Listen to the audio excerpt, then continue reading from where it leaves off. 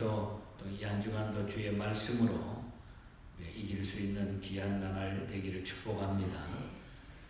이제 우리 민수기 마지막 부분에 와 있는데 34장부터 36장까지는 가나안 땅 이 토지 분배에 관한 말씀이 기록이 되어 있습니다. 특별히 34장 본장은 가나안의 경계와 기업을 나눌 그 12지파의 대표자들의 명단과 그 땅의 분배에 대한 자세한 상황이 나타나고 있는 것을 끝까지 보면 알 수 있습니다. 하나님께서는 창세기 15장 18절에서 아브라함 때부터 애국강에서 유브라덴까지 유브라강까지 이르는 넓은 땅을 주시겠다고 하나님은 이미 약속을 하셨습니다. 그 약속대로 지금은 여기 현재 34장에 와서는 그것이 이루어지지 않지만은 그 약속대로 다윗과 솔로몬 당시 이스라엘의 영토는 유브라데 강까지 확장이 돼 나가는 이런 모습을 보게 됩니다. 역대하 9장 26절 이하를 보면은 다윗과 솔로몬 당시의 유브라데 강까지 실제로 하나님이 약속한 그 땅이 거의 다 주어지는 이런 모습이 나타나고 있습니다. 이 하나님의 약속은 분명하게 그대로 드러나고 있다고 하는 것을 알 수가 있습니다.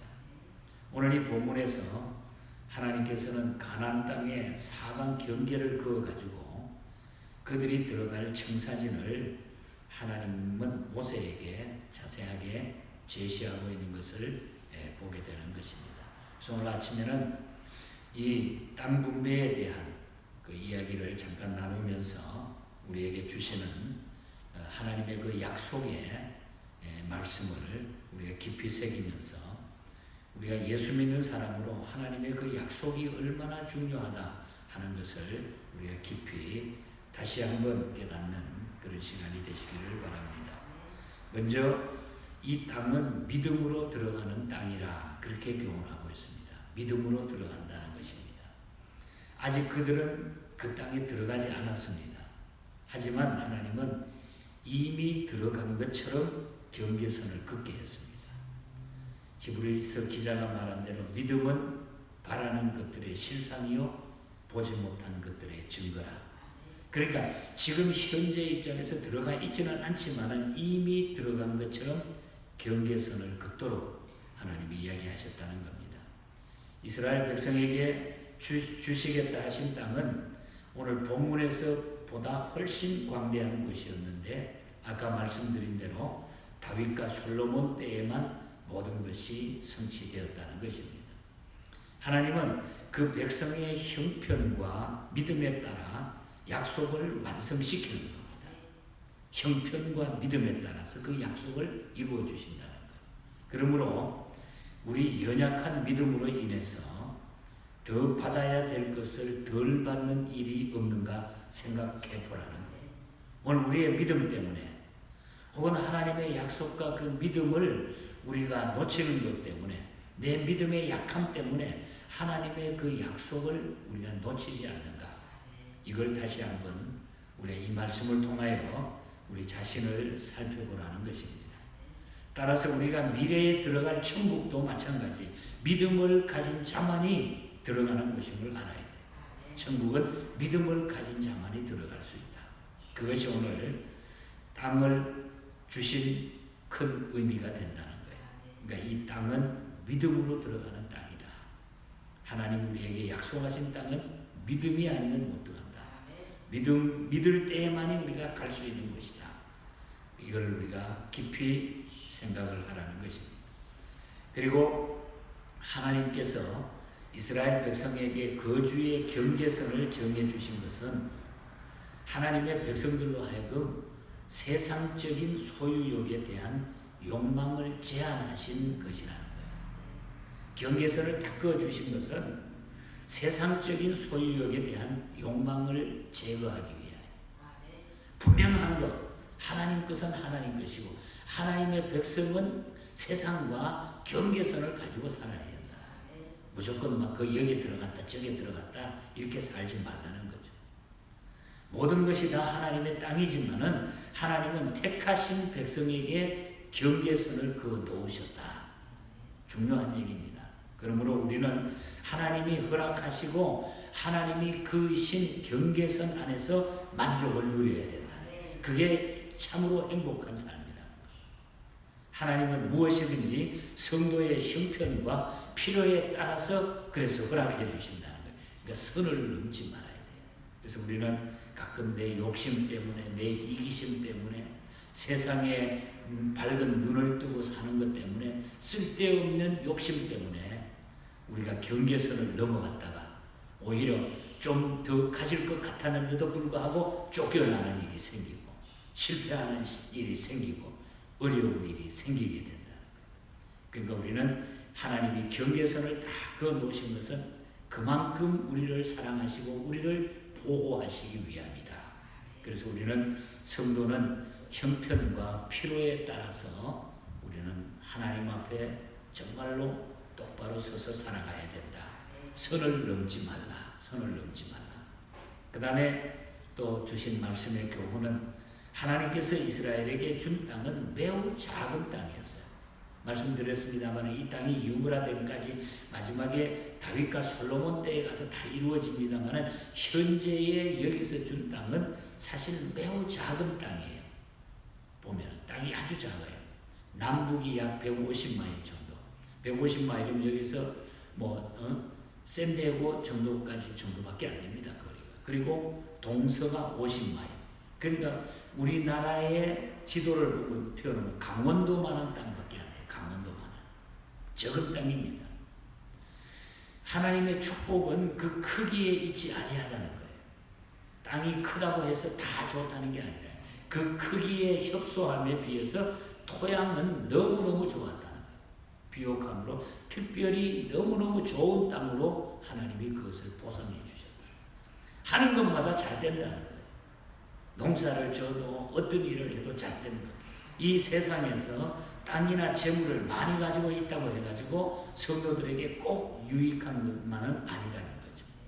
하나님께서는 성도들에게 꼭 필요한 만큼을 주신다. 필요한 만큼. 의인의 작은 소유는 하나님의 사랑으로부터 온다 하는 것이었어요. 의인의 적은 소유는 하나님의 사랑이라고 그랬어요. 의인의 작은 소유, 우리가 적게 받았다고 생각할지 모르지만 하나님은 어쩌면 거기에 숨겨져 있는 하나님의 더 깊은 은혜와 축복이 담겨져 있다. 하나님께서는 풍성한 축복을 함께 주시며 악인의 풍부함보다 더 한층 낫고 더 한층 위로함을 우리에게 주신다는 거죠. 하나님의 백성들에게. 그러므로 성도들은 자족함을 배워야 된다는 거예요. 자족함, 만족감. 하나님이 나에게 이렇게 해주셨다고 하는 이 자족함으로 우리가 살아갈 때 하나님은 앞뒤를 다 살펴주실 것이고 과거와 또 미래와 또 모든 앞으로의 일들을 하나님은 다 살펴주실 것입니다. 그래서 우리는 하나님 앞에 크고 적음이 문제가 아니라 하나님이 주신 것은 모두가 좋은 그런 땅이고 좋은 것이라고 하는 것을 기억해야 돼요. 그리고 가나안의 경계는 광야와 바다를 접하고 있는 것을 유심히 보게 됩니다. 이스라엘 땅을 우리가 지금 보면은 그 경계는 강야와 바다에 접해 있음을 볼 수가 있어요. 영화로운 땅에 비해 그 주위는 우울했습니다. 별로 사실 인간적으로 생각하면 우리가 좋은 땅이라고 말하지만 인간적으로 생각하면 별로 좋은 땅이에요. 아주 우울한 땅입니다. 이처럼 교회는 이 세상의 우울함에 둘러싸여 있지만 하나님께서 보호막이 되어 주셔서 그것들이 세상 것들이 지배하지 못하도록 붙잡아 주신다. 이스라엘 땅이 그렇게 적었지만 그렇게 겹겹이 둘러서 있는 모든 주변의 환경이 별로 좋은 것 같지 않았지만 그러나 하나님이 그것을 보호하시고 지켜주셨다. 그리고 끝으로 한 가지 더 우리가 생각을 해보면 그들의 경계는 염해에서 시작해가지고 3절에 또 염해에서 또 끝나요. 12절에 염해에서 시작해서 염해에서 끝난다. 염해는 소돔과 고모라 성의 잔재였습니다. 염해는 염분의 농도가 다른 바다의 6배나 되기 때문에 생물이 살지를 못합니다. 지금의 사해바다죠. 이 생물이 살지를 못해요.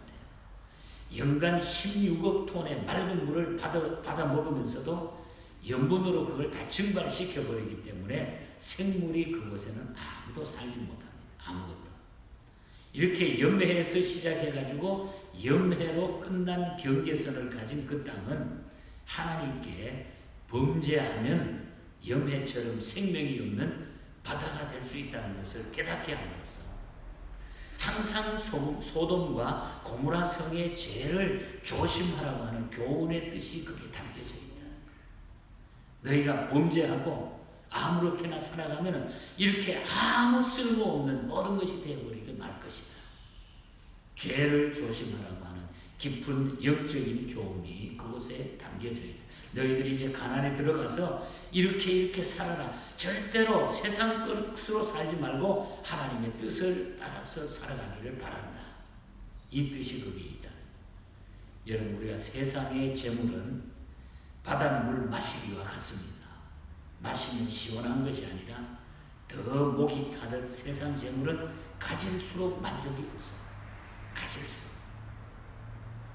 결국 소돔과 고모라가 멸망할 때에 롯의 부인이 세상 재물 때문에 천사의 명을 어기고 뒤돌아봐서 소금 기둥이 된 것이 아닙니까? 그러므로 우리가 재물을 탐하는 죄를 조심하라는 거예요. 너희가 이 땅에 살아가면서 이제 내가 좋은 땅으로 너희를 가나안에 인도하는데 그곳에 가가지고 물질 때문에 재물 때문에 여러 가지 인생이 먹고 사는 문제 때문에 하나님과 멀어지지 말라는 거예요. 하나님과 철저하게 하나님 중심, 말씀 중심으로 살아가라. 땅은 하나님께서 주신 선물이라고 그랬어요. 땅은 하나님의 선물입니다. 우리 것이 아니에요. 하나님의 선물입니다. 믿음으로만 받을 수 있다고 하는 것. 믿음으로 갈 수 있는 것이 천국이라고 하는 것. 그래서 물질관에 대한 정리를 해주신 것. 이스라엘 백성들에게 물질관에 대한 정리. 욕심을 품지 말고 하나님의 뜻을 따라 모든 것이 하나님의 주신 선물이라는 걸 기억하고 믿음으로 살아가기를 원하고 계신다고 하는 겁니다. 성도 여러분, 우리가 이 땅 위에 사는 날이 언제까지 될지 모르지만 우리가 모든 것이 하나님의 손에 달렸음을 알고 쓸데없는 욕심으로 하나님이 우리에게 경계선을 그어주신 그 경계선을 넘어가지 않도록 하나님의 뜻을 따라 살아가는 이런 믿음으로 승리하시고 끝까지 이 믿음 지켜서 우리는 하나님 앞에 떳떳하게 기쁨으로 설 수 있는 이런 믿음의 승리자들이 다 되시기를 주님 이름으로 간절히 축복합니다. 하나님 아버지 감사합니다.